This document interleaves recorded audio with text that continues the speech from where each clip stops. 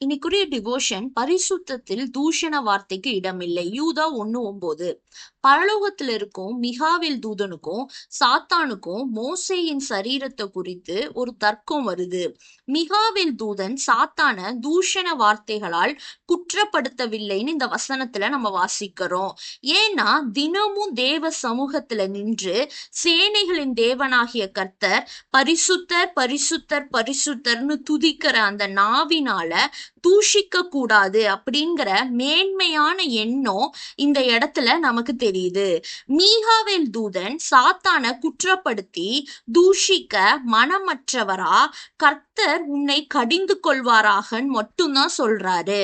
ஒரே ஊற்றுல இருந்து தித்திப்பும் கசப்புமான தண்ணீர் கண்டிப்பா வராது. அத மனதில் ஆழமா பதித்து கொண்டா தூஷண வார்த்தைகள் பேசுவத நம்மளும் தவிர்த்து விடலாம்.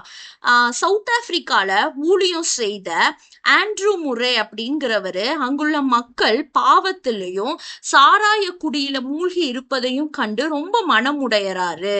போதைக்கு அடிமைப்பட்டு தூஷண வார்த்தைய தாராளமா பேசும் அந்த மக்களை பரிசுத்த வாழ்க்கைக்கு மாற்ற பாடுபட்டு அங்க ஊழியம் செஞ்சுட்டு வராரு. ஒரு சமயம் ஆண்ட்ரூ முரே தனது வண்டியில சென்று கொண்டிருக்கப்ப ஒரு நதி பக்கம் ஒரு வண்டி நதியின் கரையில் உள்ள சேற்றுல சிக்கி இருந்ததை பார்க்கிறாரு.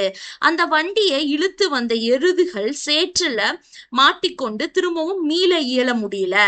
எருதுகள் எவ்வளவோ முயன்றும் அதுகளால ஒன்றுமே செய்ய முடியல. அந்த வண்டி எஜமான் ரொம்ப கோபப்பட்டு அந்த எருதுகளை குச்சியால அடிச்சு தூஷண வார்த்தைகளை திட்டி தீர்த்து சபித்துட்டு இருக்கான். இத பார்த்த உடனே அவர் இறங்கி போய் ஏன்பா கெட்ட வார்த்தைகளை பேசுற, எருதுகளை அடித்து நொறுக்கறன்னு கேக்குறாரு. இப்படி திட்டி கம்பால அடிச்சாதான் சேற்றுல இருந்து வண்டியை வெளியே இழுத்து வரும்னு அவன் சொல்றான். உடனே ஆண்ட்ரூ அந்த வண்டிக்காரனிடம் உன் குச்சிய குடு அப்படின்னு கேக்குறாரு. உடனே அந்த குச்சிய வாங்கிட்டு அண்ணாந்து பார்த்து வானத்துல ஒரு நிமிடம் பரத்துல இருக்க பிதாவிட்ட நேராக அவருடைய ஜெபத்தை ஏறெடுக்கிறாரு. ஏறெடுத்துட்டு அந்த குச்சியால லைட்டா ஒரே ஒரு தடவை அந்த எருதுகளை ஒரு தட்டு மட்டும் தட்டுறாரு. அவ்வளவுதான். மாடுகள் மடமடன்னு சேற்றுல இருந்து வெளியே வண்டியை இழுத்து கொண்டு வந்துருச்சு. இத பார்த்த அந்த வண்டிக்காரன் அசுத்தமான தூஷண வார்த்தைகள் பேசாம எருதுகளை நல்ல விதமா நடத்தினாலே வண்டியை எந்த சிரமமும் இன்றி கொண்டு செல்லலாம் அப்படின்னு புரிஞ்சு கொள்றான். அந்த மனுஷனும் தூஷண வார்த்தைகள் அருவருப்பானது அப்படிங்கிறதையும் கற்றுக்கொள்றான். கவலையீனமான ஒரு வார்த்தை சண்டைய கிளப்பிடும்.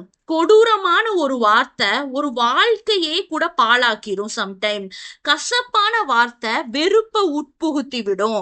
மிருகத்தனமான ஒரு வார்த்தை அடித்து கொள்ளப்படும். கிருபையுள்ள ஒரு வார்த்தை பாதைகளை லகுவாக்கும். சந்தோஷமான ஒரு வார்த்தை ஒரு நாளையே ஒருத்தவங்களுக்கு ரொம்ப பிரைட் ஆக்கி கொடுக்கும். ஏற்ற சமயத்துல சொல்லப்பட்ட வார்த்தை பாரத்தை குறைக்கும். அன்புள்ள ஒரு வார்த்தை சுகமும் ஆசீர்வாதமையும் மற்றவங்களுக்கு அளிக்கும். இட்டர்னல் லைஃப்ல நம்முடைய நித்திய அழகு நித்திய ஆசீர்வாதம் எல்லாமே இந்த பூமியில ஜீவிக்கிறப்ப நம்முடைய உதடுகளால கொண்டிருந்த கிருபைய சார்ந்ததுதான் அந்த இட்டர்னல் லைஃப். தேவனே வார்த்தைகளில் கவனமாய் இருக்க கிருபை தாரும். ஆமேன்.